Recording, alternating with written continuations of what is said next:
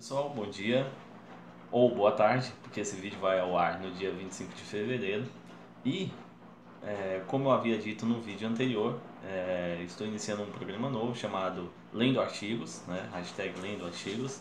E eu gostaria de compartilhar algo muito legal, uma mensagem muito bonita que eu recebi de uma pessoa ilustre que nós amamos e respeitamos muito, que é o senhor José Carlos Sepúlveda, né? Que inclusive trabalhou com o Dr. Plínio Corrêa de Oliveira, cuja informação se faz necessária, porque eu havia passado aquele primeiro artigo que eu li para vocês, de cunho pessoal, para o Sr. Sepúlveda e para tantos outros contatos, e ele, na hora, fez uma lembrança a um dos brilhantes artigos do Dr. Plínio Correia. Olha só que legal. E o final deste artigo, de fato, ele traz uma lembrança ao que eu escrevi. E o mais legal de constar é que olha só que interessante. Este artigo é do dia 11 de fevereiro, estamos no mês de fevereiro, né? E eu nunca havia lido esse artigo antes, mas o final dele ele faz uma conexão com o que eu escrevi. E até por este motivo, o senhor Sepúlveda me mandou este artigo no qual eu vou ler para vocês, que ele é um pouquinho complexo, um pouquinho extenso, mas eu espero que vocês gostem e tomem nota aí, tomem atenção, que eu acho que vocês vão gostar. Dr. Plínio Corrêa de Oliveira, um artigo redigido para a Folha de São Paulo, como eu disse, no dia 11 de fevereiro de 1983. O tufão do contrapensamento. A propósito da última campanha eleitoral, tive ocasião de lamentar mais de uma vez que os representantes do Brasil autêntico se tivessem mantido tão alheios ao que se passava. Vale ressaltar aqui o período, né, 83, que era o início do que eles chamam de redemocratização. À medida que transcorre o mês de fevereiro, vão ficando mais próximos de nossas perspectivas os trabalhos dos legislativos federais e estaduais a serem instalados.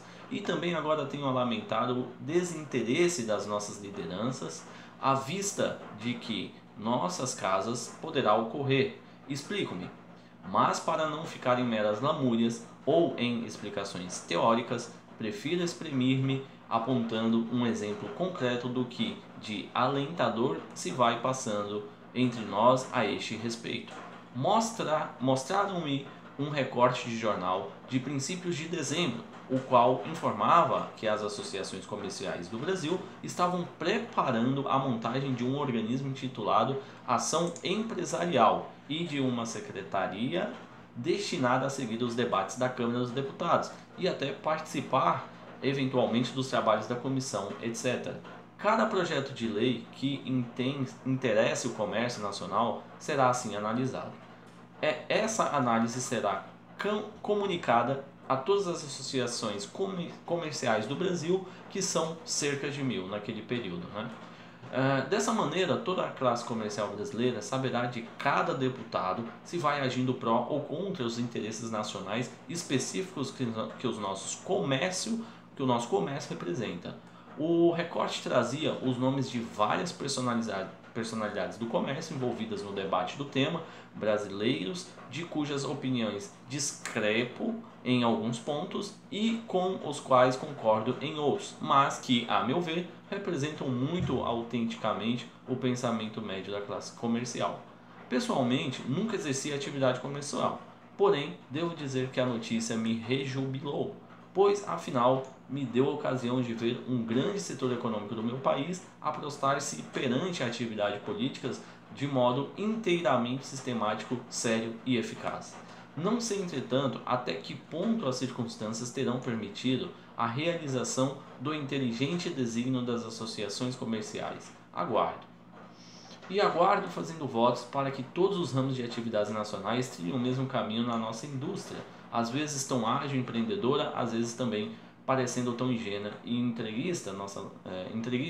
Nossa lavoura, sempre tão benemérita, sempre tão sacrificada, sempre tão incapaz de se defender vitoriosamente neste país, onde, entretanto, ele é tudo ou quase tudo, nossos proprietários de imóveis urbanos, tão desconexos entre si e tão inertes como as areias da praia quando sobre elas não sopram brisas.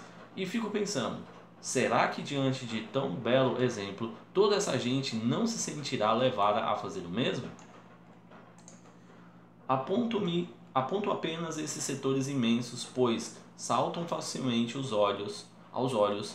Na realidade, todas as profissões de classe média, como também as manuais, poderiam agir analogamente. E por que só as profissões? Por que a temática do artigo me obriga a enveredar para outro ponto? Quem concebe um país unicamente como um conjunto de classes profissionais e nada mais, pensa que viver é só trabalhar. Ora, tal pensamento, em lugar de ser uma verdade óbvia, é um erro para além do óbvio. Se o homem trabalha para um fim, que fim é esse? Depende da ideia que ele tenha formado de que seja esta vida.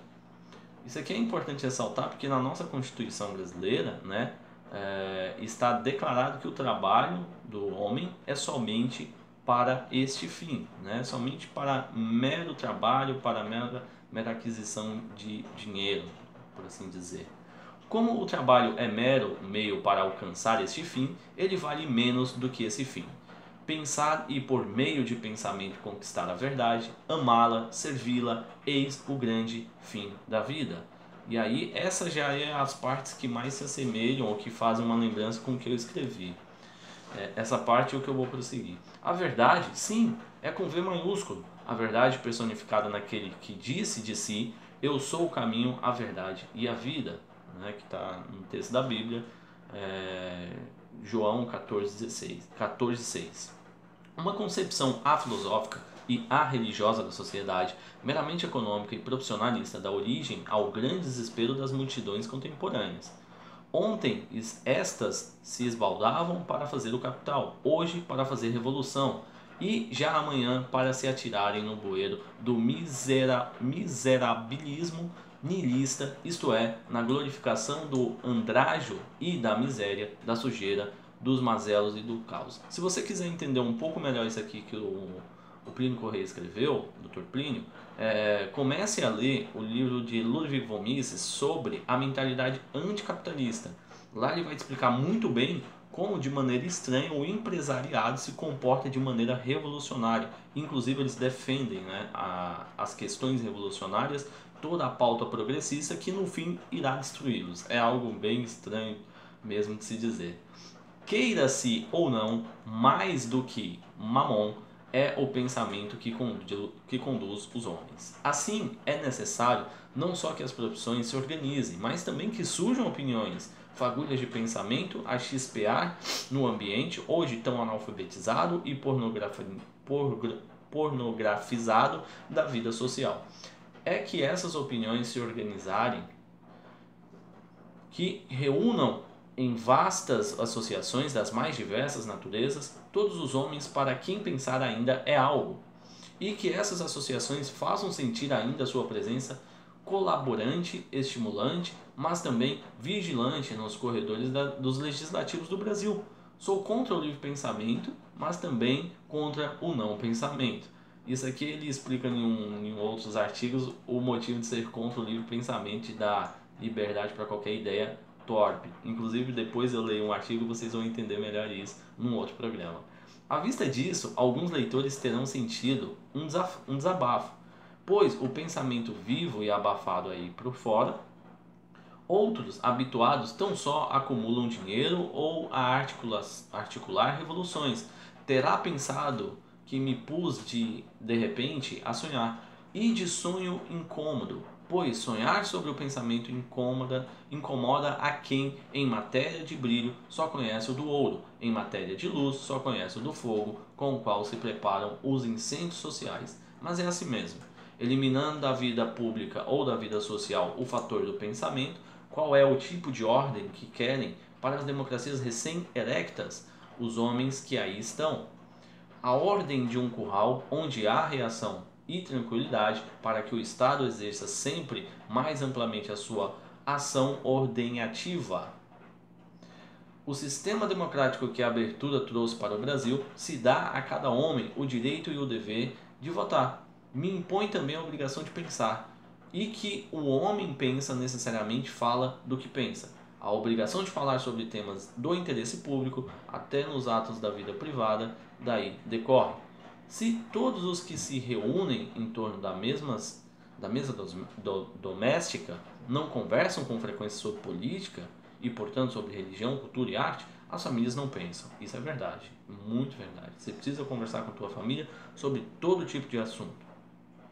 Ainda mais política. Política percorre todos os nossos meios de comunicação. É impossível estar livre dela. E quando as famílias não pensam, não educam.